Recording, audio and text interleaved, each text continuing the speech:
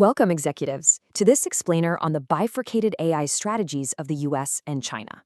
Right now, the global tech landscape is splitting, right? It's experiencing this massive divergence, and honestly, understanding this split is absolutely critical for any leader making long-term capital allocation decisions. Today, we're diving into the macroeconomic, structural, and regulatory shifts happening in the world's two largest economies, so you can expertly guide your enterprise investments. Let's get right into it. Okay, here is our agenda for this explainer.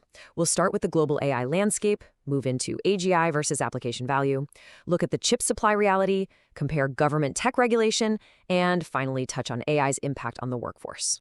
Section 1, the global AI landscape. $160 billion. That staggering number is the estimated value of China's AI industry by 2025.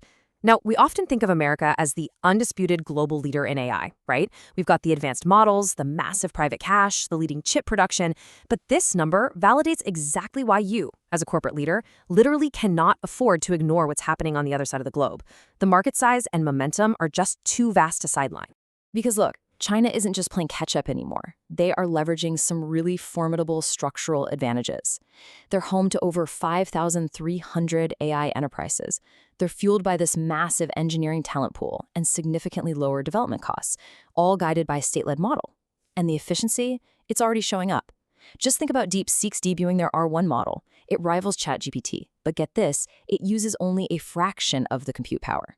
For an executive, that kind of cost-to-performance ratio absolutely demands your attention. Section 2, AGI versus application value. Now, according to Baidu CEO Robin Li, these two nations are operating on entirely different tracks. The US is employing what's basically a Manhattan Project model, pouring in massive capital to achieve AGI and maintain global dominance.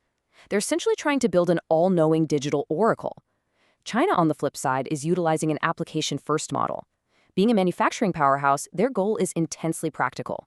They want a hyper-efficient digital factory manager. They're deploying AI to solve tangible, low-cost manufacturing problems right now. Take a listen to this quote from Robin Li. He says, "I'm not even convinced that there is the so-called AGI that one model fits all." Think about the implications of that for a second.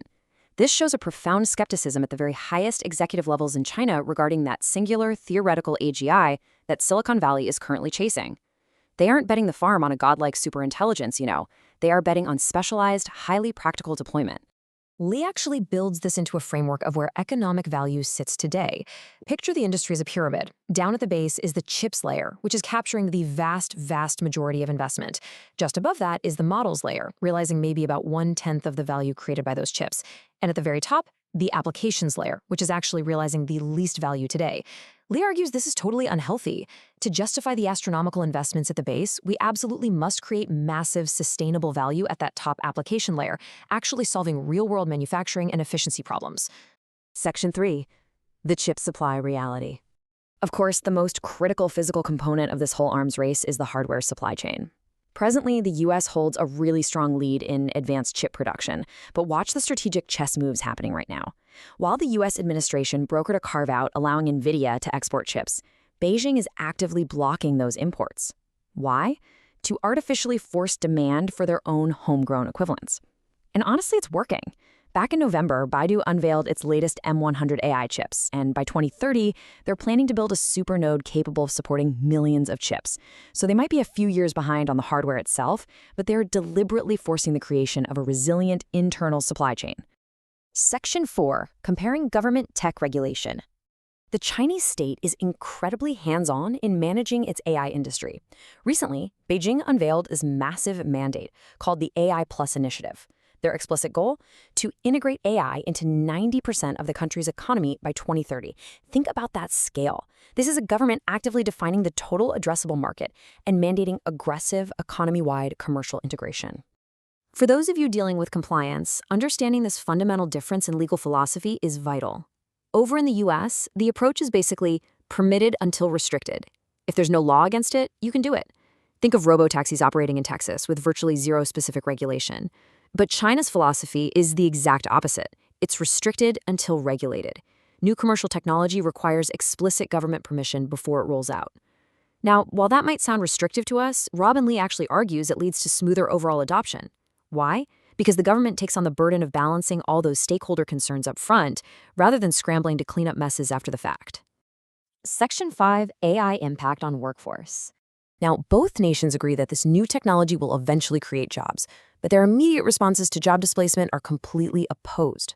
The US is focusing heavily on theoretical economic structures, right? Having big debates about universal basic income to offset job losses. China's approach, however, is incredibly tactile. Firms like Baidu aren't theorizing about UBI, they are actively partnering with cities to establish these massive data labeling centers, literally hiring thousands of people right now. It's an immediate, practical employment solution that feeds directly back into their AI supply chain.